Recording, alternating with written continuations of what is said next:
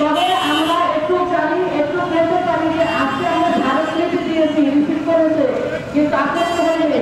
যদি আপত্তি না হয়, আজকে হয়তো আমরা ভোটার চোখে এসেছি, তাদের হয়তো মাথাটা জমা দিয়ে শেখ হাসিনার বাসায় কাজের বুয়া বল শেখ হাসিনার বাসায় কাজের বুয়া যে বলতাছে তার ভাষণ, সে মানসিক রোগী, তার জন্য বলতাছে। কারণ 40 লাখ গৃহকর্মী কি শেখ হাসিনার বাসায় কাজ করছে? কেন শেখ হাসিনার সময় কেন আন্দোলন করেন নাই? ডক্টর ইউনূসের সরকারের সময় কেন?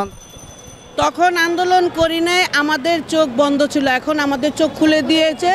এই চোখ খোলার ক্ষেত্রে আমরা সব কিছুই করতেছি। আপনাদেরকে বলা হচ্ছে, অনেকে অভিযোগ করছে যে আপনারা শেখ হাসিনার বাসায় নাকি কাজ। যে বলবে শেখ হাসিনার তার কিছু আর ভাষায় বলার উচিত, মানে ভাষার বলা যায় না। এতদিন আন্দোলন চলে নাই কারণ আমাদের যে প্রতিনিয়ত যে নির্যাতনগুলো হচ্ছে, আমরা তো কই সুষ্ঠু বিচার পাচ্ছি না। শেখ হাসিনার বাসায় কি 40 লাখ গৃহকর্মী কাজ করে? 40 লাখ গৃহকর্মী কি শেখ হাসিনার বাসায় কাজ করে? কল্পনা জানি নির্যাতনের শিকার হয়েছে, কল্পনা কি শেখ হাসিনার বাসায় কাজ করছে?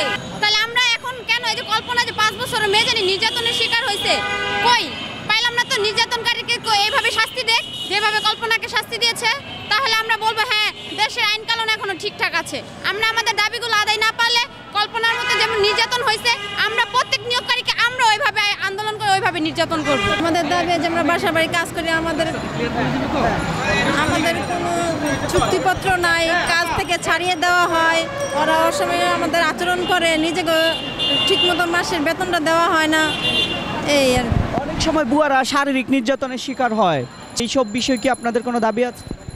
এটা অনেক জায়গায় মাঝে মাঝে ঘরে যে কতদিন আগে একটা কল্পনা নামের মেয়েকে অনেক মানসিক অর্থ করছে, অনেকই অসুস্থ, অনেক বাসা বাড়িতে এমন ঘটনা ঘটে।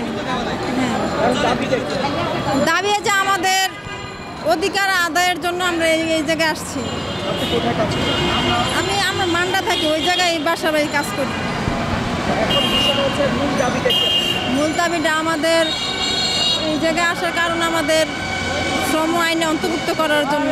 আমাদের দাবিগুলো হয়েছে যে আমরা যারা মানে গৃহ শ্রমিক আছি, আমাদের কোনো সাপ্তাহিক ছুটি নাই, মাসিক ছুটি নাই, পীড়াকালীন কোনো ছুটি নাই।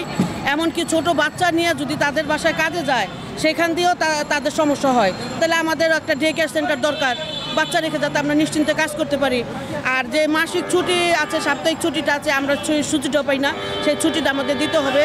আর পীড়াকালীন অসুস্থ অবস্থাও কিন্তু একদিন কাজে না গেলে পরবর্তীতে গেলে তারা অনেক অবদ্ধ ভাষায় গালাগালি করে, আমরা মানসিকভাবে নির্যাতিত হই।